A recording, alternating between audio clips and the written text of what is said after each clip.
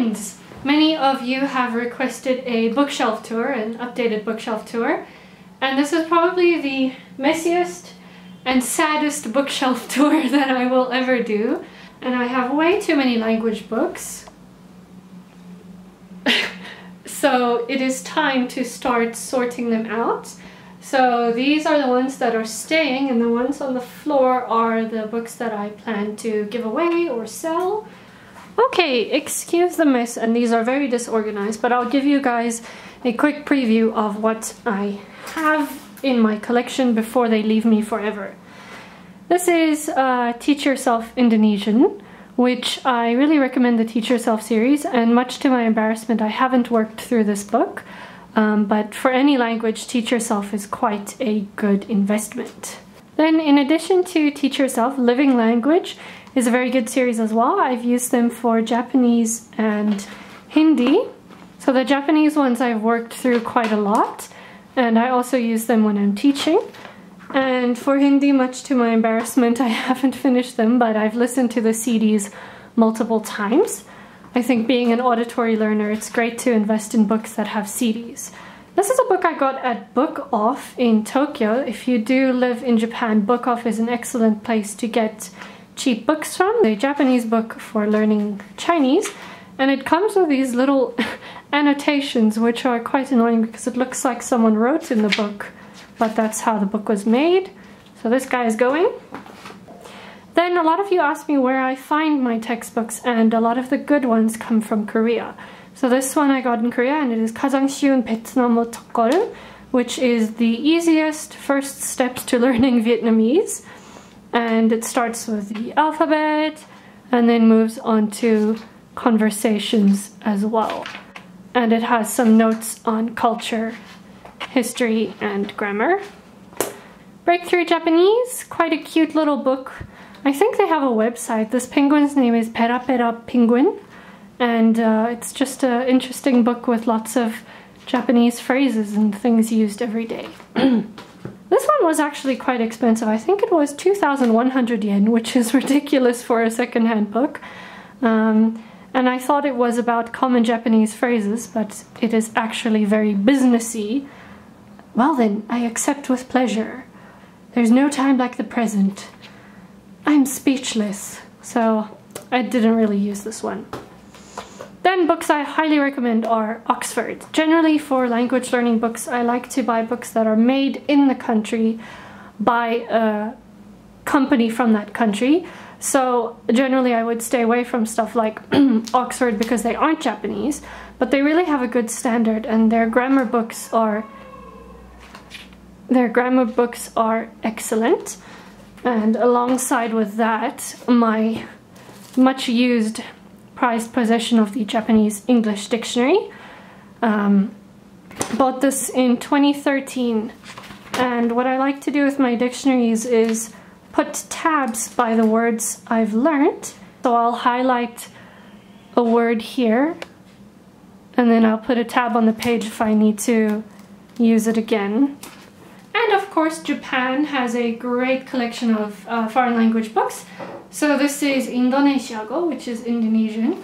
I don't think I've ever spent more than 2 minutes reading this book, so that is probably a good sign that it needs to go. These are from my friend Uzma. Uzma, I don't know if you're watching this. Merci beaucoup pour les livres. C'est le vietnamien en français. Et j'ai utilisé ces livres quand j'ai étudié le vietnamien.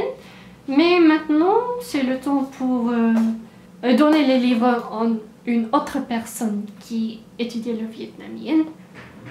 Oui. Et après ça, I have Mongolian, which I haven't used. Cantonese, which I got as a gift, which I haven't used. Indonesian, which I bought for myself, which I haven't used. Speak Standard Malay. This is quite a cool book, actually. I think it was written a while ago, but it's divided quite nicely. It's got some sample sentences, and I should probably have studied it when I got it 5 years ago. Next, this is Mongolgo, which is Mongolian written in Japanese. Did I use this book? No! Should I get rid of this book?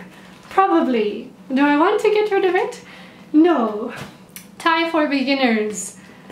How far have I gotten into this book? A grand total of 0 pages. I am the worst language learner. I know a lot of you guys look up to me and you say, I've inspired you to learn languages and I work so hard. Well, I'm very sorry for showing my true colors. Here is Teach Yourself Again. This is for Hindi script. And I still can't read and write Hindi. So hopefully one day, but not today. As you can see, another treasured and loved dictionary because of all the tabs. I started learning Vietnamese on the 16th of December 2012, which is 6 years ago. That is a horrible thought because I don't think I've advanced much in 6 years. But you can see that I tried and it's important to try. So I'm gonna have to part ways with this one. Another Teach Yourself Vietnamese. You can see I'm a fan of the series. This one I actually used. There is proof in here that I've really used this one. On page 1. This one, haven't used either. I bought it most recently in Tokyo. It is Kikutan Vietnamgo. Kite oboeru Vietnamgo. Listen and remember Vietnamese. Most Japanese books come with this little red film, and you'll see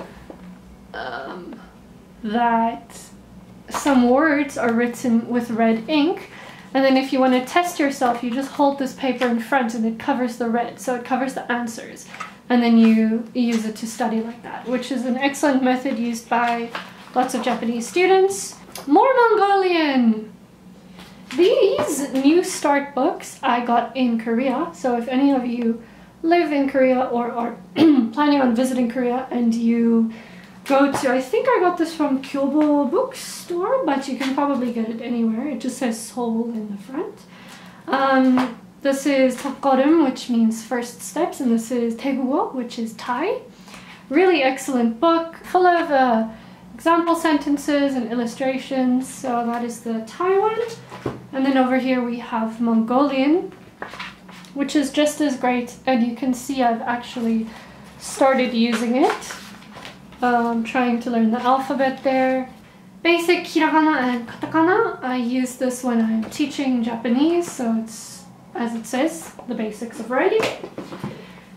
And this one is very sentimental to me. I think I got it for 60 Rand, which is very cheap, and I got it probably in 2013, which is when, no, probably 2011 or 12, which is when I was in high school, before I knew my parents moved to Japan.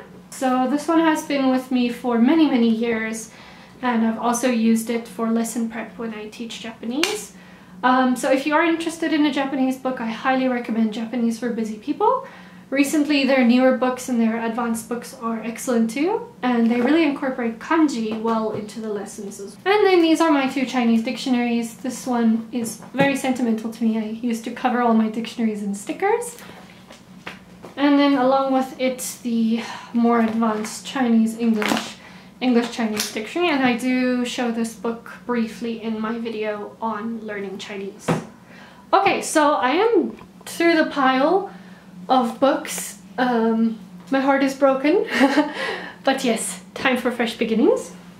And over here, so I'm just gonna run through them quickly and I'm not going to talk about them in detail. This is Tian Tian 중국어 초급회화, which is a Korean book for learning Chinese, and it comes with a CD. What I really like about books made in Japan and Korea is they almost always come with a CD, which helps for pronunciation. This is a Japanese book for learning Chinese, and it's full of useful daily phrases.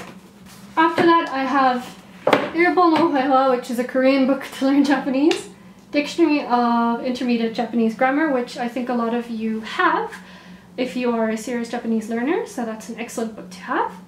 Up to here is Japanese. And then we have a tiny collection of Korean books, Korean Grammar in Use, which I'm sure you know, and a Korean magazine that I was featured in, Japanese book for learning Korean, and a Korean book for learning English. And this is a great book I recommend if you're doing the TOPIK, which is the Korean language test. 빈도별 TOPIK, which is 중급, which is the middle level. Excellent, excellent book for reviewing all the grammar structures you need to know for the TOPIK exam. I got this in Korea, so I'm not sure where you can buy this overseas. Perhaps they have it on the website called Tushwa, which is the website I always recommend for purchasing Korean books because they ship overseas. Practice Makes Perfect is also good for the basics. It's very English based, but it helps. Then we've got Easy Learning Chinese Characters, which I bought quite a few years ago in 2012.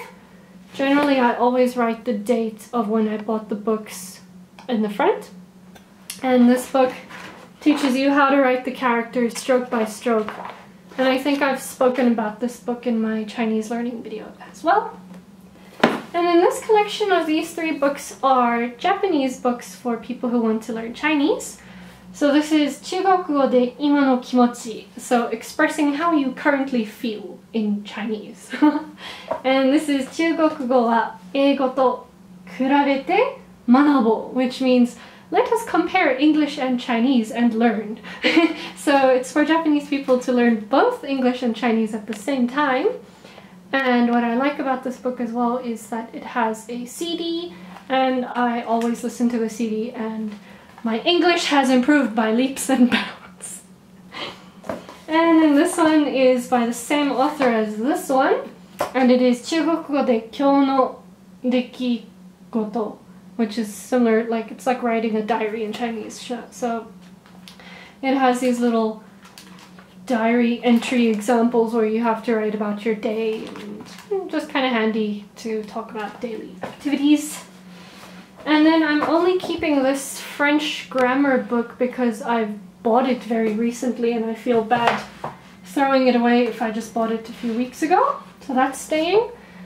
Then this is my Chinese Bible, which is obviously coming with me. And a bunch of notebooks, which I need to sort through. I have way too many notebooks, so they need to be cleaned up as well. Right over here we have my Bible books. So one archaeological Bible and then a few religious books and my textbook from Bible school. And over here other random books like codes, because I'm interested in this content, secret languages and symbols and what have you. The World Atlas of Mysteries, and more magazines, and these are not even 10% of my language notebooks, but I think I've spoken about these in videos as well, so most of my Korean, Japanese, and Chinese notes are in here. This is the most unprofessional video I've made in my life. These books are from my language bookshelf. I have 3 bookshelves. The other one is for design books, and the other one is up here for daily reads and stuff I read before bed. So this was the strangest bookshelf tour I've ever done because these books will be leaving me soon, but I'm also kind of making this video as a memento and a memory for future me to reminisce about the books I never used. I hope you guys enjoyed the video, and I'll see you next time. Bye bye!